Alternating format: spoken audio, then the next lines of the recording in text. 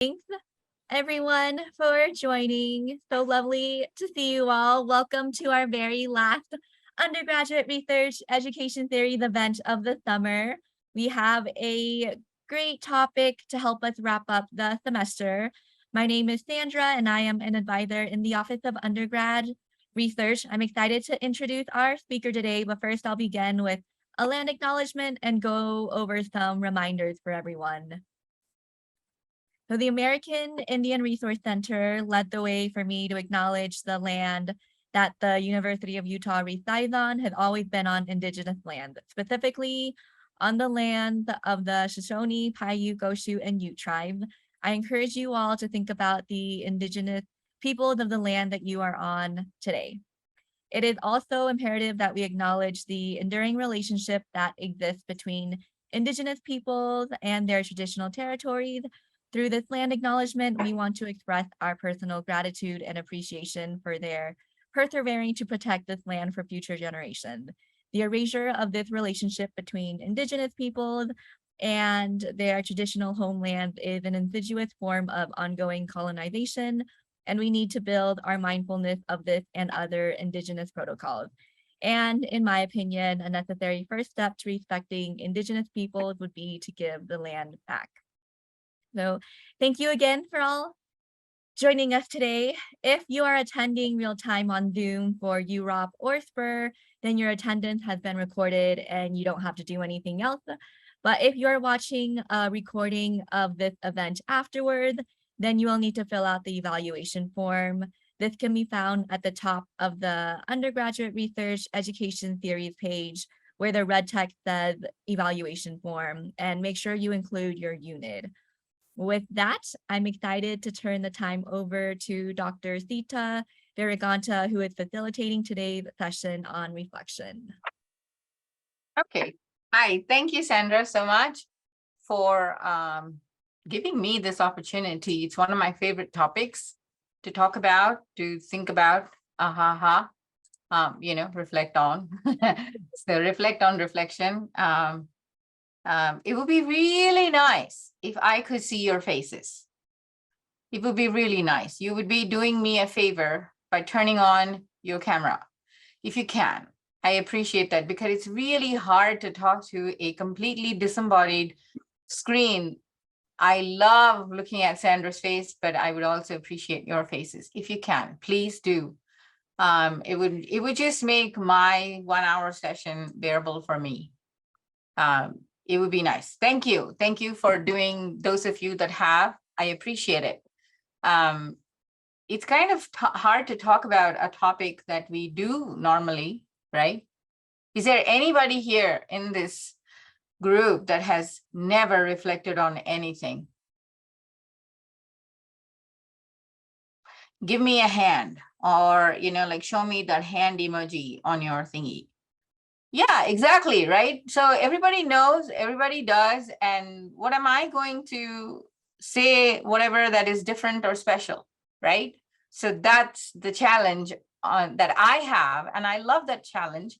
So I'm going to do that right now. So my name is Sita Viraganta, and I identify as a cis-het woman, and my pronouns are she, her. And I have been teaching on this campus for 22 years. It was only in the last 3 years that I actually started to come up with a kind of a deliberate approach to reflection. So the simplest thing that I can tell you is, if you don't know that you know something, then it's not enough. You probably don't know, and you will forget it very fast. Let me say that again. You know 2 + 2 is 4, right? You know how to do it. You've done it many, many times. Unless you take a moment to acknowledge that you do know that 2 + 2 is 4, and that the way you got to 2 + 2 is this way and not that way, and that these were your struggles and those were your successes, you won't remember that. Now, a 2 + 2 example is a dumb one. Very, very simple. Everybody knows this. But that's where we started, right? As kindergartners, as preschoolers, that's where we started. So it is important to reflect. So what I've done is, following the traditions of all academics of the 90s and 2000s, I've created a PowerPoint, which I will now show you. So you will notice that I ask a lot of questions. So I would really like it if you don't treat my questions as rhetoric and actually ask, like respond. The more chaos, the better. So don't worry about speaking out of turn. I don't care. We'll just listen to each other. Okay. So if there are 5 people wanting to say something, I am happy to listen to all 5. I think this is your session, not mine. And I would rather have a conversation than a boring, monotone lecture, which I can give. Just warning you. Okay, so let's see. So all of you are researchers, right? Right? Am I right in assuming that you're all researchers and that you have embarked on this research for at least a semester? Yeah? Okay, awesome. So has there ever been a point in your research where you're like, oh, don't know what that was, don't know why that happened? What was I thinking? Yeah, there was. So Katie says that yes, and so does, is it Dewi? DY? How do I say your name, sir? There, I'll help you. Unmute yourself and tell me how to. Oh, Dewey. Thank you. You put it on. Yeah, I'm a little slow on Zoom. Okay. Okay. So yeah, so you have, right? There have been points in research. So most often we don't make sense of the world because we are actively experiencing it. Correct? You're actively experiencing life. You are the experiencer. You're the subject, and the objects are what you experience, correct? Okay, let's hold on to that thought. I feel like, everybody says that if you start a talk, you must start with a story. So I'm going to tell you a story. There was a king, and the king was very knowledgeable, saintly almost, and very powerful, gentle, kind, literate person who was a philosopher. And he went to sleep one day in his kingdom, and his guards were outside. And the next thing he knew, there were 3 guards running to him and saying, the neighboring country, which has always been very, very non-violent, let's put it that way. They were always friendly, have now charged against our kingdom. Please come. The king woke up with a start, and he just rushed, gathered his army and his generals and his soldiers, and got onto the battlefield. The war waged for many days. To everyone's surprise, the king lost the war. There was a mole in the kingdom. They didn't know. So they lost the war. So the victorious neighboring king took over the kingdom, and the worst thing that they could do to a king who is defeated is not kill him, is to banish him, exile him. That's what they did with this king, the king who lost the battle. And so the king who lost the battle was dejected. His family deserted him, and because they all have to look out for their own, and he left. He left his kingdom, he left the neighboring kingdom because nobody would let him in. His people were very upset.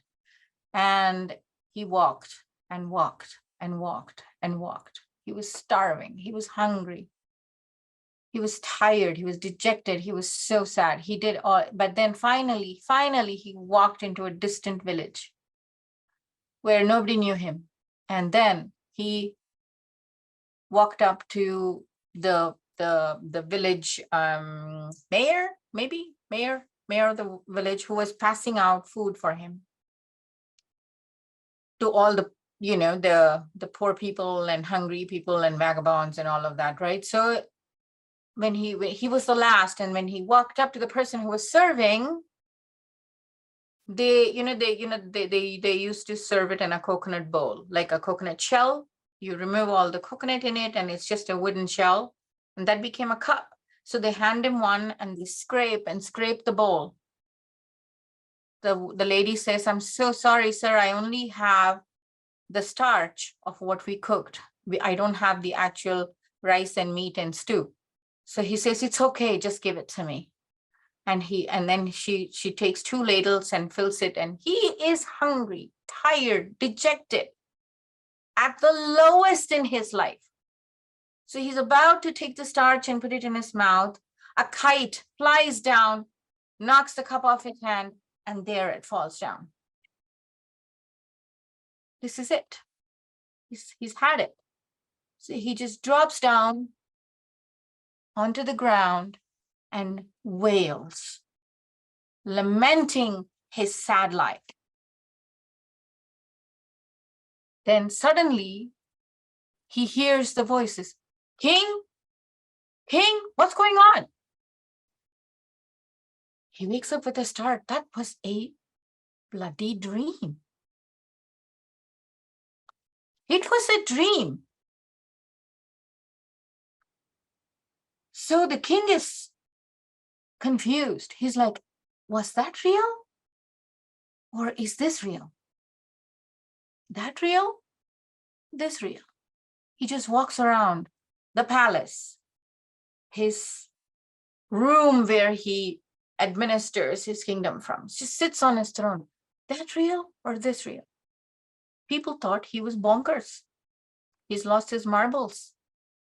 That real? This real? I swear there's a point to this story. Then there was this really awesome saint, a philosopher, a sage. You all know who a sage is, right? S-A-G-E, not the plant, but the sage. Yeah. Someone who's spent a lot of time thinking and accruing knowledge about what the reality is, what the world is, what is the meaning of life, and all of those.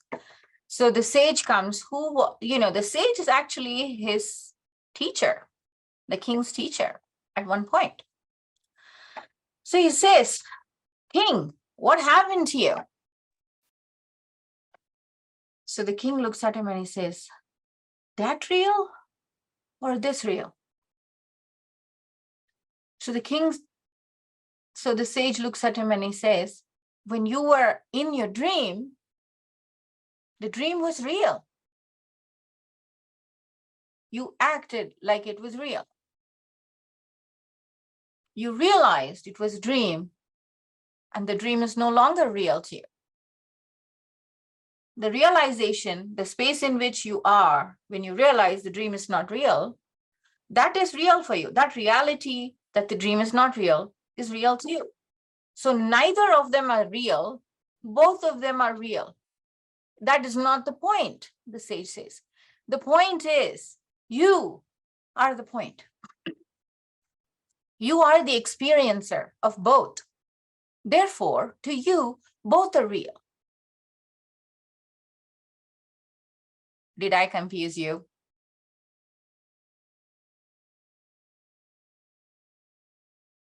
So what is the point of this story, do you think? Put it in the chat. What is the point? It was a great icebreaker. What is the point of this story? Go ahead. 1 word, 2 words, anything. Reality is subjective, sure. Focus on what is real now. Excellent. Reality is subjective to the person who experiences it. Correct, Theo? Okay. Which means the experiencer is the constant. Correct? The experiencer is the constant in the equation. Okay, good. Awesome. Every experience is valid. I love it. What someone experiences is real to them. Yes, ma'am. Yes, sir. Yes. Yes, absolutely. The point of my story is that you are the experiencer. Whatever happens outside in the form of objects, my water, in fact, my electrolyte, all these are just objects that I experience, right? This is Zoom, and I'm experiencing the act of speaking with you via a camera, microphone, and all of these things, right? So why am I telling you this? The idea of reflection, in the idea of reflection, you are the experience, and therefore the focus has to be you. You pay attention to yourself, what you think, what you experienced, what you felt, what you saw, what you wrote, all of those. So you are the focus there. So the most important aspect of reflection is there is no unitary, singular, right or wrong. Correct? Are you with me so far? There is no right or wrong. It's your experience, and therefore valid, and therefore needs to be accounted for. Why? Because you're the person who's doing the research. Okay. All right. So what I'm going to do is now I'm going to share my PowerPoint. Did that story make sense? What is reflection, right? That was the question I asked, and I kind of tried to give you an answer by maybe just assembling the corner parts of the puzzle. I didn't get to the actual answer of what is reflection, right? So let's see. I went like everybody else to Google, my friend, and I said, define reflection on Google, because, you know, why not? Google is my friend. So this is what I thought. So the first one was the throwing back by a body or surface of light, heat, or sound without absorbing it. I tried to make sense of it for us, and I thought, no, let's take the second one. Because without absorbing it, to me, won't work. Because the whole idea of human reflection is that there is absorption. There is meaning making, correct? Yeah, so there you go. So serious thought or consideration, you know, so synonyms are very useful for us. It's a thought, it's a process of thinking, considering, it's a contemplation, it's a deliberation. I love that word. So reflection is not something that you can, you know, like while you're talking to your friend over, you know, a glass of beer or juice or whatever it is that you folks drink. It's not that. That is not reflection. Reflection, there has to be a deliberation. You have to consciously give yourself time to make that journey and figure out what reflection is. Pondering, meditation, musing, rumination, formal cogitation. Any psychology students in my group here today? That's your word right there, cogitation, and it's formal. So it's awesome. I like this. So in academia, reflection is a purposeful activity in which you, because remember, you are the experiencer, correct?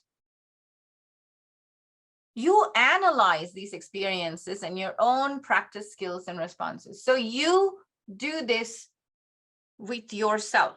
Why? In order to learn and improve, or basically to understand and ask more questions. I think that is the more important. Specifically, reflecting on academic practice. So if you are in a classroom, if you take my class, you reflect on an exam paper or a research paper. You're scrutinizing an experience. In your case, you're doing research. So you have all these different variables, right? You have a hypothesis. You have variables and you're testing it under different conditions, and certain variables are responding the way you expect them and certain are not.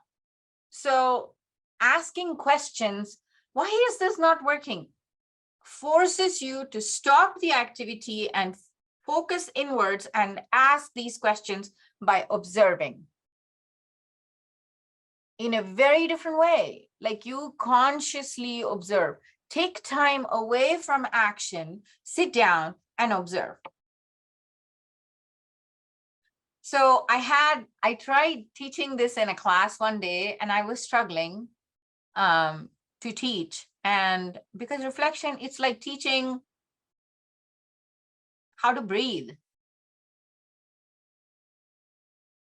I can't tell you, okay, now take a deep breath. What does that even mean to a person from Pluto who never, breathes ever, right?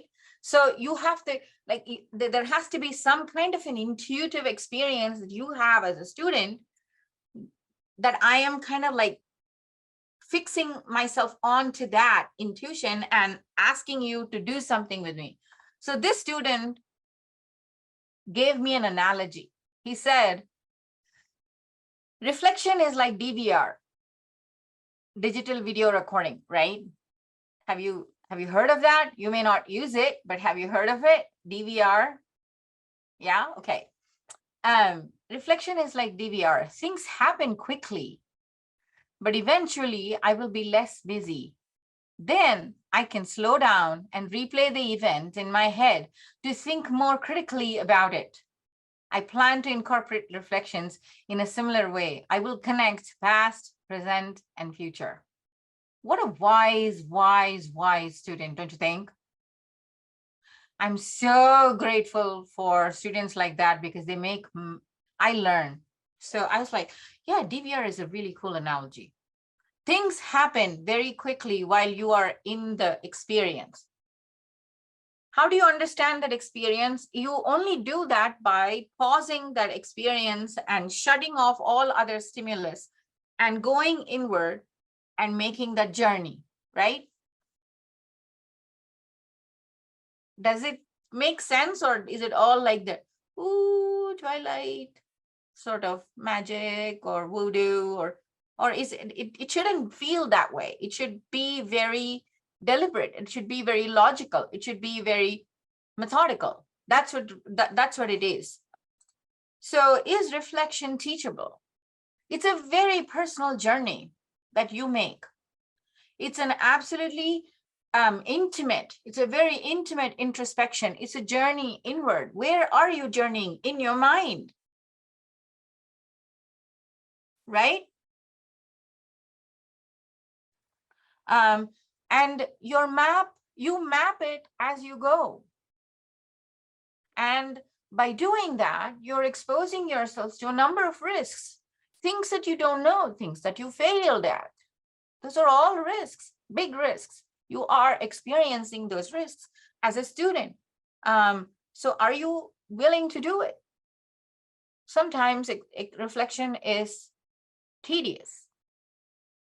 It instead of making me feel like I did a great job, it might end up telling me all of the things I did wrong.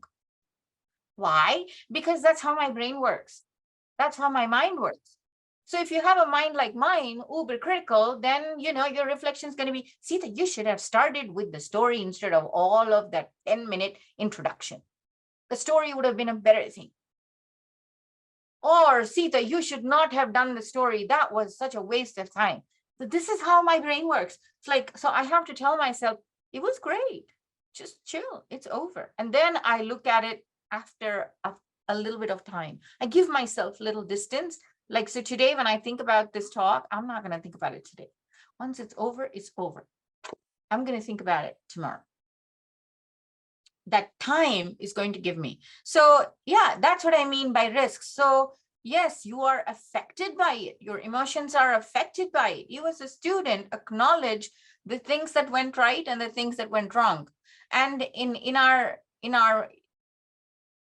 education system, we often focus on things that didn't go wrong, right? That's how you're assessed, isn't it? Yeah. But yes, it is teachable. That's why I'm here. It's teachable because you start with an event or an experience, right? Remember, I said that you are the experiencer, and therefore, both are not false in that story. Because the king experienced both are real. Okay, so what do you start? What did I learn? What went well? I put the didn't go well in parentheses because, you know, it's going to come to you anyway, right? Right? So what did I learn? What went well? What could I have done better? What are some short-term implications and what are some long-term implications?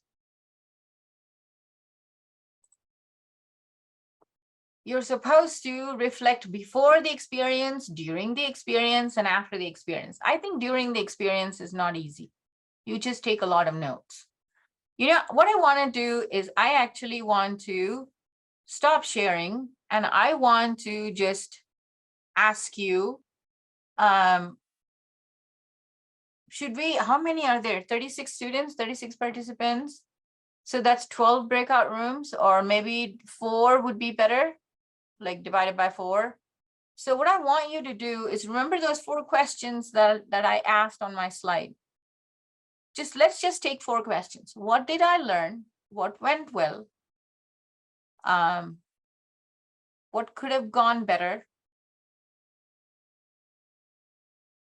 Short, let's just do implications. Forget if they're long or short, okay? So you've had an experience so far. According to my clock, you've been with me for 33 minutes. This was an experience, right? You had. You think you can answer those 4 questions for me? Okay. How long do you think you'll need? 5 minutes? 6 minutes? 5? 5 would be good? Like really? I'll give you 6 because sometimes some people will want to talk a lot. So 6. On the 6th minute, we'll call you back. Katie, thank you. Okay? All right. Shall we do that, Sandra? Send them off. Do you all know the questions? 4 questions. What did I learn? What was good? What was bad? What could have gone differently? Implications. Okay, so you're all back, I presume? Yeah, you've had a chance to tiny bit of reflection. Okay, so is there anybody willing to okay, so did your breakout rooms have numbers? Oh, you don't? Yeah, do you remember your number? Yeah, no, maybe. Okay. So let's see, would it be all right for one of you to speak on behalf of your group? Like, what were the answers for the first and the second and the third question? Just really a quick response. Let's call it quick response. Did you learn anything? Please say yes. or this entire session. So we see your time. No pressure. You can say no. We learned that reflection is teachable. Ah, there you are, Margaret. Reflection is teachable. Okay. What went well for you in terms of learning that? I appreciated the slideshow. Okay. So the slides helped. Okay. What could have gone better? I think the story could have gotten to the point more quickly. Okay. All right. Okay. And what are the implications for you now that you have reflected? What are the implications for you as a researcher? How do you see it go? If everyone's experience is valid and everyone does their own personal reflection, it's not guaranteed that 2 reflections will agree with each other. Yeah. That's an important point, right? So if you're in a team of researchers, like often research is done as a team, right? So you have a team, you have a lead researcher, and then there are different, cadres of research members in that team. Then how do you go about reconciling the different reflections? This is a really good point. I don't want to put you on the spot, Margaret. This is not a test for you, but I'm just piggybacking on your willingness to have this exchange. Anybody else can jump in and talk and respond and answer the question. How do you reconcile with the differences in reflections in research? I ask a lot of questions to people who I think know more than me. Yeah, that's right. The whole idea of different reflections is not a point of conflict. It's a point of communication. It's the beginning of communication, right? So basically, when you're researching and you're, oftentimes, the best part of research, in my opinion, is to work with other people. And when you're working as a team and something doesn't work, or you have differences in reflections and findings, then it's a point of communication, a conversation, a new conversation. And I think that's important. It's not a point of conflict. That's not how I or any of my team members often, that's something that we learn over a period of time, that you can have differences, but that's the good point. Thank you. Thank you, Margaret. Anyone else wants to share what you learned? Like that's the whole point of this exercise, right? Luke, Kim, everyone. Okay, so yes, something we talked about is how we learned about how reflection is not necessarily a discrete experience, but something that should be constantly happening. Yeah. Although I want to just say one thing about that. It is constantly happening, but because we are experiencing different things as things are happening in a lab, or in an interview, or if I'm interviewing you right now, I have this camera on, I have my slides on the next to me, and I have all of you here. So there's not a lot I can reflect in terms of taking notes and being aware. It's too much. I'm a boomer, so one window, maybe two, no more than, because I get really lost when it's, when it's more than two windows. So in those instances, I would say that you have to shut all other stimulus. So when I'm going to think about how this happened, I'm going to shut, there's not going to be a Zoom, Sandra won't be there, and I'm just going to have to think back how I did, step by step by step by step, right? So does that make sense? So yes, it's a good point, Luke, Kim, and yeah, you need to make it discrete in order for it to be effective at some point. Yeah, thank you. Thank you for the response. And one more, I want to hear one more, and then I'll wrap it up. Give me one more feedback, response. Remember, there is no wrong answer. Okay, Dewey. Reflection allows you to connect your experiences and actions meaningfully. Okay, that's what you learned. I like that. Thank you for that. What went well for you? What could have gone? Yeah, go ahead. I liked the story a lot. I liked how it was weird at the end, talking about how the king's dream and what the king actually experienced were different but not different. I like that. That went well for me. Yeah. It actually is okay, this is gonna spook a whole bunch of people out, but I'm gonna tell you anyway. This story actually comes from a Hindu scripture, which is probably more than 5,000 years old. And the text is called, it's a Sanskrit title, Drig Drishya Viveka. Drig, seer, Drishya, seen, Viveka, the critical understanding of the seer and the seen. That's where it comes from.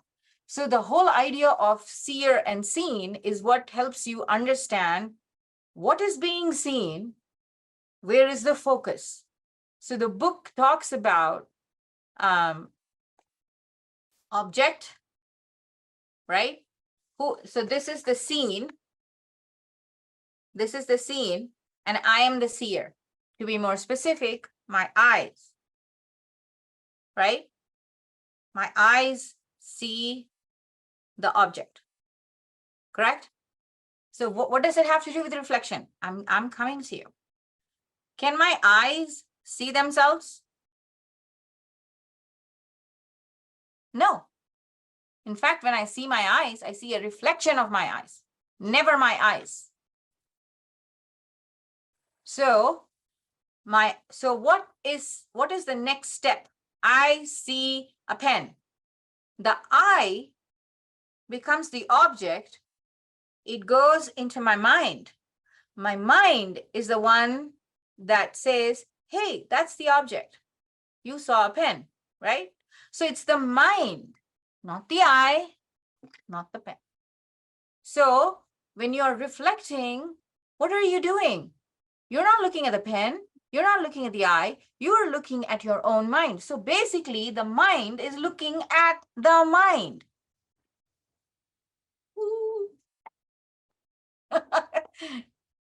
Do you see what I'm saying?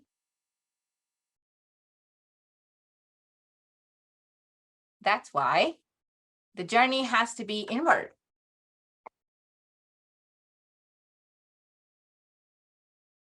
So you have a table, an Excel table of data, right? You look at it, object, eyes. But eyes are just a medium for the mind to understand. Can the mind see it directly? No, you need the eyes. So ergo empiricism, you need to see the world through your senses, correct? Okay, so the senses are just a vehicle. Where do they all go ultimately? They go into your mind, the place where all understanding or misunderstandings take place. So what are you reflecting? You're reflecting on how your mind understood the table, the Excel table, and the data. So that's why it's a very personal, intimate, difficult process. You have to be deliberate about it. It doesn't just happen. You don't just reflect. You have to be conscious of the different steps. So this helps me create a segue into the last few slides I've got. So we talked about reflecting before the experience, during the experience, and after the experience. What is before the experience? What do I think might happen? So before you walk into an interview, you have to ask yourself, how many people will be there? Do I know that? What will happen? Will they ask me what sort of questions? So this is how we prepare, don't we? Correct. Okay. The same thing with research as well. Hypothesis. We come up with a hypothesis, right? Isn't that the whole point? That the hypothesis gives you a direction to travel and ask questions. What might be some challenges? What do I need? What do I need to do in order to prepare for it, right? Then during the experience, what is happening now as I make rapid decisions? Is it working the way I expected it to? Am I dealing with the challenges? So let me tell you something. Right now, the whole Drigdrishya Viveka, I was not going to tell you. That was not part of my notes. I just totally deviated from my notes. All because of Dewey. It's your fault. No. No. No. I'm teasing. I'm teasing. Oh gosh, I'm teasing. So I wasn't prepared. So I took a decision and I said, you know what? I wasn't going to talk to you about the mind part. I wasn't going to talk to you about the pen and the eye and the mind part. Because I thought if I did that, it would be too kind of thing. So I didn't want to, but I did anyway. So is it working the way I expected it to? I'm not sure. I'm going to read your feedback. Is there anything I should or say to make the experience successful? So I quickly segued into my PowerPoint. What am I learning from this? That I really teach better. I really respond better when I have faces that I can see. I'm a teacher who likes response. I don't lecture. It's hard for me to lecture, although I feel like I'm doing it right now. After the experience, what are some insights? Immediately and after some time. In retrospect, what did I gain or lose? Is there anything I would have done differently? What did I learn? What is the big lesson? And here is a cycle. Okay, let's see. Let's see if I can make it bigger. Can I make it bigger? Can you all see, or is it just really too small? You can see it. Awesome. So description of what happened, feeling, what were you thinking and feeling? It's an evaluation after that. What was good or bad? And an analysis. What meaning or sense can you make of this? And you conclude what else could have been done? And you plan for the future. If it happens again, what will you do? Can you apply this to your research? Do you see this as relevant for in any other space in your life, as a researcher, as a student, as a sibling, or as a consumer? Right? When you're buying a car or a house. Okay. So I kind of inserted these writing reflectively slide. Because I think when we reflect, it often helps when we write it down. When you write it down, did you know that the part of the brain that reads is not the same part as the one that writes? Did you know that? You did, Katie. Okay. Very cool story. I'll try and keep it really short. Let me see.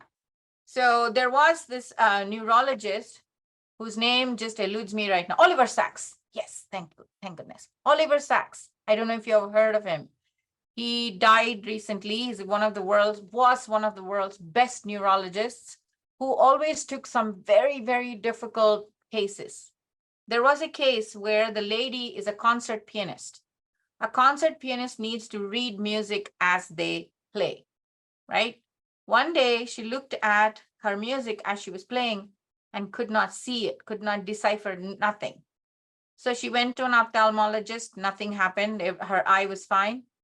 Finally, after a great deal of circles, she goes to Sacks, and Sacks then figures out that she has had a stroke, the part of the brain which sees. Here is what is interesting about her case. Her case is very long, it's a book, but I'm just telling you this because when he asked her to close her eyes and write, she could write. She just couldn't read what she wrote. So why am I telling you about writing? The whole point about reflecting is that you have seen something, you have experienced something, right, with your senses, and you're doing this thinking, which is sort of very, not very sequential. We don't think in sequence. We don't think in step 1, step 2. If you think like that, your mind is so much more evolved than the rest of us. Thinking is jumbled. And the jumble is made better by writing. The writing part is where the actual meaning takes place. You make sense of it. So writing reflectively is more than 2 or 3 words. The whole point of writing is that you remember, I said this is not for anyone else. It's only for you. You reflect for your own self. It's a very personal goal, that the personal mission. So the more words you put, the better you're going to make sense of it. It requires a clear line of thought. See, this forces you, right? Because our minds don't think clearly. They don't think linearly. They don't think in, sequence. So the way to make sense of your reflection is by writing it down. And this day and age, you can always cut and paste and move things all around. So that would be great. So it's not like those days when we wrote.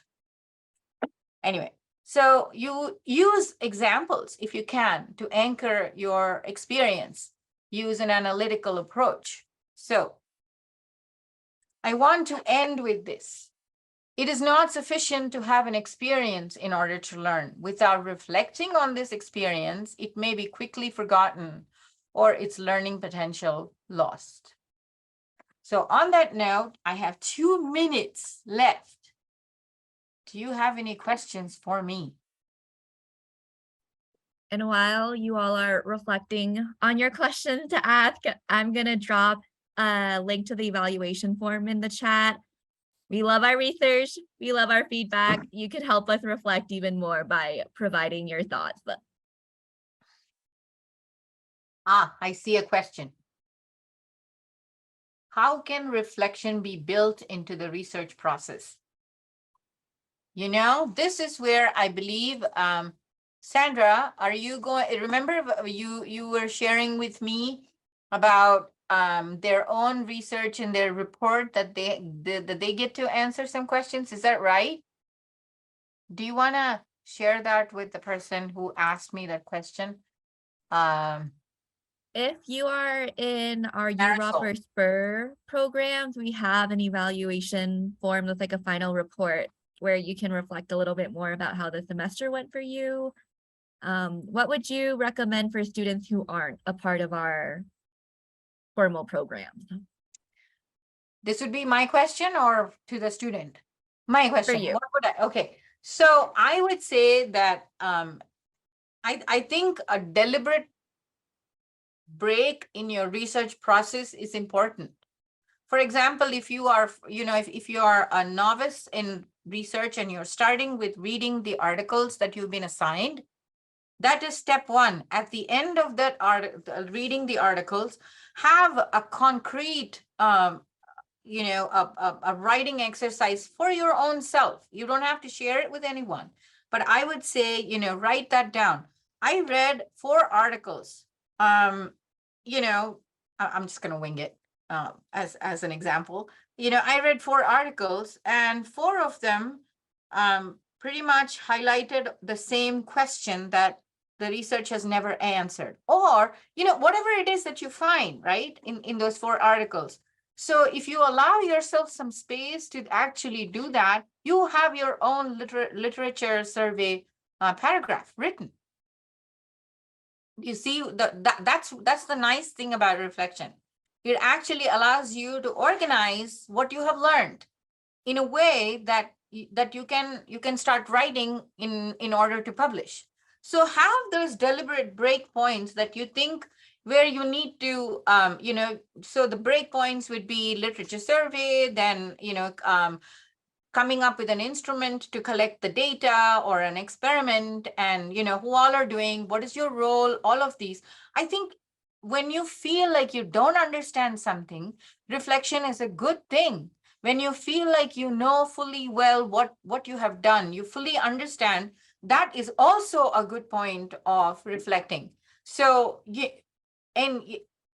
so when would you do it? I would say find different stages of your research project and make deliberate attempts at asking these very simple 4 questions that I've asked. Does that make sense? Did I answer your question? Okay. Anything else you want to ask me? Otherwise, we can close shop. Do you have any suggestions for me if I were to do this again?